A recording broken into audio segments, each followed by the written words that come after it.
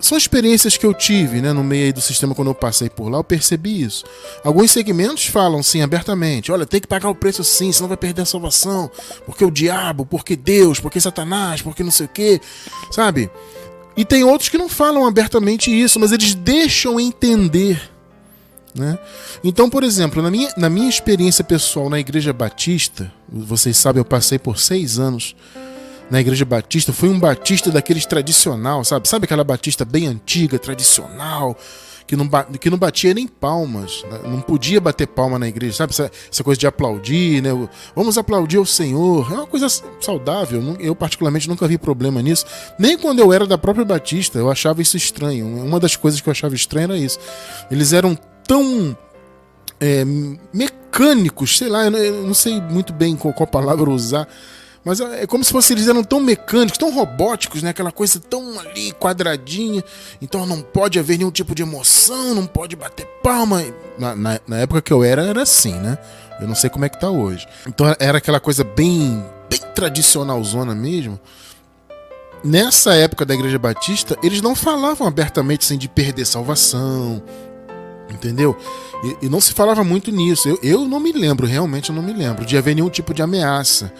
Então esse raciocínio de perder a salvação, de Jesus vai voltar em algum momento, a gente pode ficar, na Igreja Batista não tinha muito isso. Na minha época e nessa congregação específica que eu participei, não havia muito isso.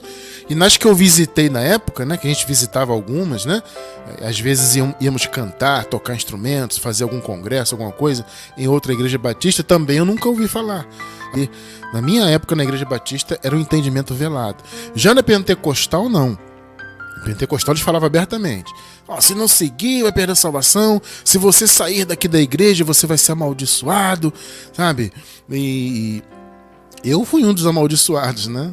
Eu fui muito amaldiçoado quando eu saí de lá, né? Mas graças a Deus essas maldições não pegam em nós, porque nós somos abençoados com todas as bênçãos, né? Mas nós fomos muito amaldiçoados quando saímos dessa igreja pentecostal, né? Para seguirmos a visão da graça, fomos muito amaldiçoados, porque eles têm isso, saiu daqui, vai perder a salvação, é amaldiçoado e não sei o quê. Então, na igreja pentecostal que eu participei, tinha esse pensamento e era bem aberto mesmo.